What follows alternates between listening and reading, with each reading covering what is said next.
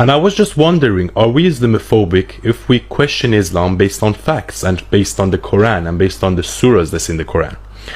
Because Keir Starmer is trying to put people in jail now because of some vague accusations that they're Islamophobic. And as you know, I'm an ex-Muslim, so I know a lot about Islam.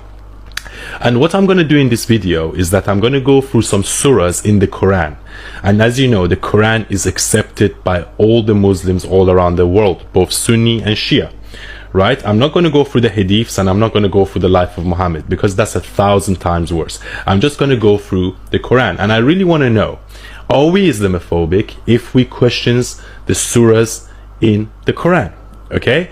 And I'm not necessarily doing this video to offend anyone, and I'm not doing it to be Islamophobic. I'm just trying to spread awareness because sometimes I have conversations with other Muslims. I'm not a Muslim anymore, but like Muslim friends of mine, and they don't know that it says this in the Quran.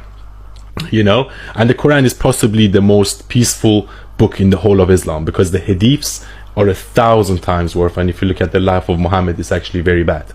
So I'm doing this video to spread awareness. And look, I know that all religions have some dark parts about them. If you look at the Old Testament in Christianity, there's a lot of dark things in there as well, and also the Torah. But then the difference between Christianity and Islam is that Christianity went through its own age of reform and enlightenment and renaissance, and they learned to separate church and state. The problem with Islam is that Islam is an absolutist religion where Muslims believe this is the word of God, aka Allah, and no man can ever question the word of Allah, which is extremely problematic, and it has no place in any civilized culture.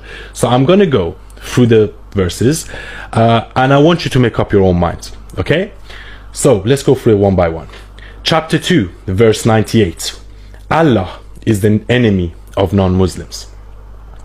Chapter 3 verse 85, no other religion is accepted other than Islam.